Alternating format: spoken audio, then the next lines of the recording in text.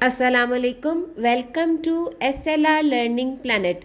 منو سلوا ایک قسم کی خوراک تھا جس کا ذکر قرآن مجید کی سورہ البقرہ میں ہوا ہے۔ قرآن مجید کے مطابق بنی اسرائیل جب صحرائے سینا میں بھٹک رہے تھے تب اللہ تعالیٰ نے ان کے لیے آسمان سے منو سلوا اتارا تھا، لیکن بعد میں جب بنی اسرائیل نے نخرے دکھانے شروع کیے تو اللہ تعالیٰ نے منو سلوا واپس چھین لیا۔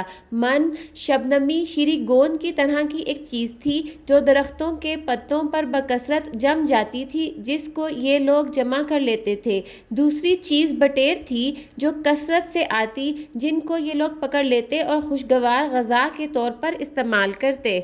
سلوا ایک قسم کا پرندہ ہے جسے عام زبان میں بٹیر کہا جاتا ہے۔ جنوبی ہوائیں جب چلتی تھیں اور ان پرندوں کو وہاں لا کر جمع کر دیتی تھیں۔ بنی اسرائیل اپنی ضرورت کے مطابق انہیں پکڑ لیتے تھے اور ذبح کر کے کھاتے تھے۔ اگر ایک دن گزر کر بچ جاتا تو وہ بگڑ جاتا تھا۔ جمعہ کے دن وہ 2 دن کا لے لیتے تھے کیونکہ ہفتے کا دن ان کے لیے عید کا دن ہوتا تھا۔ اس دن عبادتوں میں مشغول رہنے اور شکار وغیرہ سے بچنے کا حکم تھا۔ جو من ان پر اترتا تھا وہ درختوں پر اترتا تھا۔ یہ صبح جاتے تھے اور جمع کر کے کھا لیا کرتے تھے۔ وہ گوند کی قسم کا تھا، کوئی کہتا ہے شبنم کی وضع کا تھا۔ حضرت قتادہ فرماتے ہیں اولوں کی طرح من ان کے گھروں پر اترتا تھا جو دودھ سے زیادہ سفید اور شہد سے زیادہ میٹھا تھا۔ آج کے لیے بس اتنا ہی۔